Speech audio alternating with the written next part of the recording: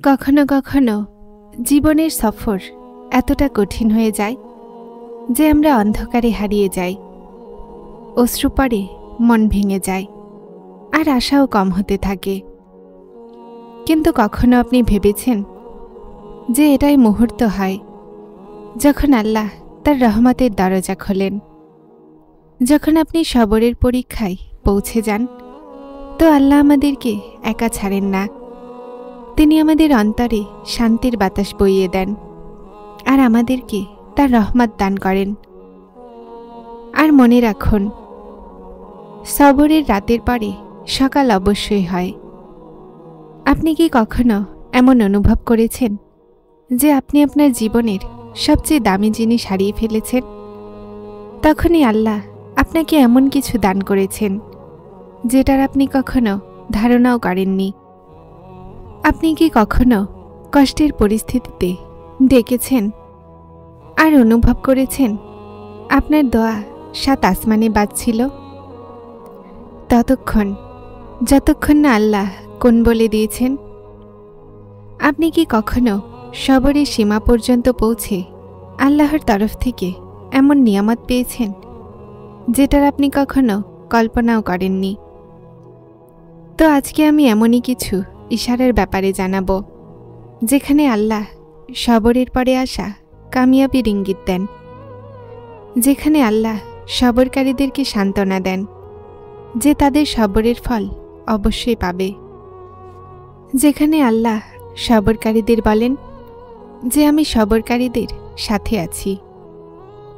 তাহলে একটা কথা অন্তরে ঢুকিয়ে নেন যে কামিয়াবি সেটা নয় যে যার কাছে অনেক ধন সম্পদ থাকে।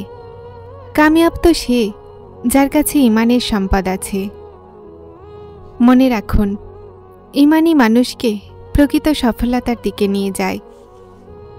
বিশ্বাস করুন, সব কিছু লেখা আছে। আপনার রিজিক লেখা আছে, আপনার জীবনসঙ্গী লেখা আছে, আপনার পেশা লেখা আছে। তাহলে আপনি কেন ভয় পাচ্ছেন? আল্লাহর ওপরে তোমার তাওয়াক্কুল রাখো আর তোমার দিনের হেফাজত করো। বাকি সব জিনিস আল্লাহ সঠিক সময় আসলে দান করে দিবেন। আল্লাহ হজরত ইব্রাহিম আলাইহিসসালামের জন্য আগুনকে ঠান্ডা করে দিয়েছিলেন। হজরত ইউনুস আলাইহিসসালামকে মাছের পেটে জীবন্ত রেখেছিলেন। হজরত মুসা আলাইহিসসালামের জন্য সমুদ্রের মাঝে রাস্তা বানিয়ে দিয়েছিলেন। আর আল্লাহ হজরত সুলাইমান আলাইহিসসালামকে এই ক্ষমতা দিয়েছিলেন যে তিনি জিন্নাতকে, ভূত প্রেত আর বাতাসকে নিয়ন্ত্রণ করতে পারতেন। আল্লাহ আমাদের প্রিয় নবী হজরত মুহাম্মদ সাল্লাল্লাহু আলাইহি সাল্লামের জন্য চাঁদকে 2 ভাগে ভাগ করে দিয়েছিলেন। তো আপনার কি মনে হয়, আপনার সমস্যা কি খুব কঠিন, যেটার কোনো সমাধান নেই? কেন ভয় পান? আপনি কি কোরআনে কারিমে এটা পারেননি? নিশ্চয় আল্লাহ সর্ববিষয়ে সর্বশক্তিমান। এজন্য ভয় পাবেন না। যেই পরিস্থিতির মধ্য দিয়ে আজ আপনি যাচ্ছেন, বিশ্বাস করুন, এটা বিনা কারণে নয়। এর পিছনে আল্লাহ কারিমের কোনো না কোনো হিকমত লুকিয়ে আছে, যা সময় আসলে আপনি বুঝতে পারবেন। আর আপনি সেই সময় আল্লাহ তাআলার শুকরিয়া আদায় করতে থাকবেন। যখন আল্লাহর সাথে বন্ধুত্ব হয়ে যাবে, তো বড় থেকে বড় বিপদও ছোট লাগতে লাগবে। তিনি তার বান্দার জন্য ওসিলাও বানাতে পারেন। যদি আমার আল্লাহ আপনার হাতগুলোকে খালি রাখতে চাইতেন, তো কখনো এই হাতগুলোকে এক করে দোয়া চাওয়া শেখাতেন না। আল্লাহ সেই জিনিসকেই আপনার জন্য ওসিলা বানিয়ে দিবেন যা আপনার জন্য হতাশার কারণ হয়ে আছে। যদি আল্লাহ আপনার ফরিয়াদকে আপনার জবান পর্যন্ত আনতে পারেন, তো তিনি সেই চাওয়াকে আপনার ভাগ্যও বানাতে পারেন। যখন আপনার মনে হবে যে আপনার কেউ নেই, তো আকাশের দিকে দেখুন।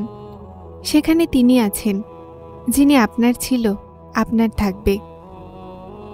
যদি আল্লাহ সেটা নিয়ে নিয়েছেন, যেটা হারানোর চিন্তাও আপনি করতে পারেন না, তো নিশ্চয়ই তিনি এমন কিছু দিবেন যেটা পাওয়ার কথা আপনি কখনো ভাবেননি।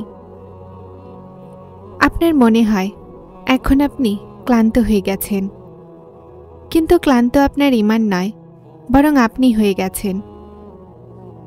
যখন আল্লাহ কুন বলেন তো অসম্ভব সম্ভব হয়ে যায়, আর দোয়াগুলো তকদিরের ওপরে ভারী হয়ে যায়। আপনি দোয়া করার সময়ে মজিজার ওপরে বিশ্বাস রাখুন, তারপর দেখুন দোয়া শেষ হতে না হতেই মজেজা হয়ে যাবে। দোয়াগুলো রদ করার জন্য নয়, দোয়াগুলো রদ করার জন্য আল্লাহ আপনার অন্তরে দোয়া করার খেয়াল দেননি। উনি তো আপনাকে অনেক ভালোবাসেন। তিনি আপনাকে পরীক্ষায় ফেলেননি যখন আপনি কোনো এমন জিনিসের দিকে যান যা আপনার জন্য খারাপ হয়। উনি তো এতটা দয়াময় যে তিনি তার ফয়সালা আপনার উপরে চাপিয়েই দেন না। উনি তো শেষ পর্যন্ত আপনার ডাকের অপেক্ষায় থাকেন, যে কখন আপনি তাকে ডাকবেন আর কখন তিনি আপনার নসিব বদলে দিবেন। আর তারপর তিনি আপনাকে দোয়া করার সময় দেন, যেন সেই মনের পছন্দমতো জিনিসকে আপনার হকে উত্তম বানাতে পারেন। আর বিশ্বাস রাখুন, আল্লাহ আপনাকে চিন্তিত দেখছেন। আল্লাহ আপনাকে নীরবে ভেঙে যেতে দেখেছেন। আপনার অশ্রু, আপনার দুঃখকে জানেন। আজ শক্ত হয়ে থাকুন, যেসব কথা আপনাকে ভেঙে দিচ্ছে সব ঠিক হয়ে যাবে। আপনি শুধুমাত্র সবর করুন। এই পরীক্ষার পরে আপনার জন্য কবুলিয়তের সেই মাকাম আছে, যেখানে আপনার চাওয়ার আগে দিয়ে দেয়া হবে। যা সময় আপনার থেকে কেড়ে নিয়েছে, আল্লাহ সেই সব কিছুকে আপনার কাছে উত্তম করে ফিরিয়ে দিবেন। যে শান্তি আপনি কোথাও পাননি, সেটাকে একবার তাহাজ্জুদে খুঁজে তো দেখুন। তারা হেদায়েত চ্যানেলটিকে সাবস্ক্রাইব করে আমার সাথে থাকুন। আসসালামু আলাইকুম। যারা চ্যানেলটিতে নতুন এসেছেন, তারা স্পিরিচুয়াল কোড চ্যানেলটি সাবস্ক্রাইব করে আমার সাথে থাকুন। আসসালামু আলাইকুম।